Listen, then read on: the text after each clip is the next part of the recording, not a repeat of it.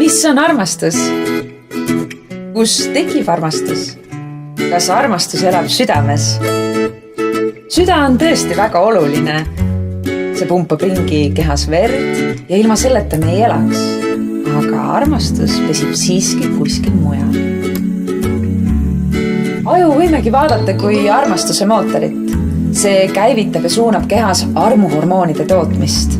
Just aju teebki kõik vajalikud otsused. Olete ju kuulnud, et öeldakse, nende vahel on keemia. Jah, keemia ehk kehakeemia on tõepoolest see, millest tuleneb külgetõmme, mis inimesi omavahel liidab ja ühendab. Esimeste muljete järgi muutub teine inimene meile sümpaatseks.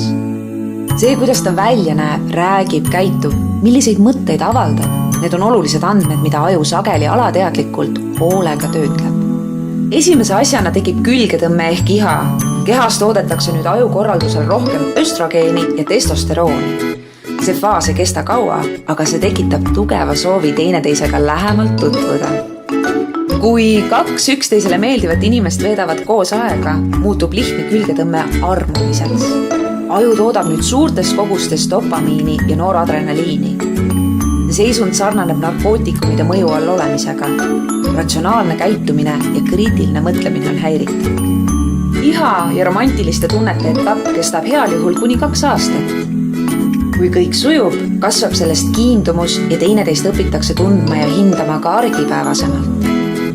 Ajus tõusevad oksütotsiini ja vasopressiini tase. Kiindumuse ehk sõbrunemise faas on lõpuks kõige enam rahuldust pakkuv. Aga siin on oht jääda jalgu rutiinile ning hakata puudust tundma suhte alguse kireliblikatest.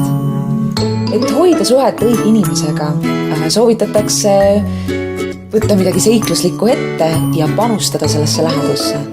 Sest lõppkokkuvõttes, nii nagu me oleme oma õnnesepad, hoolitseme me ja tsepistame oma armastust samuti ise.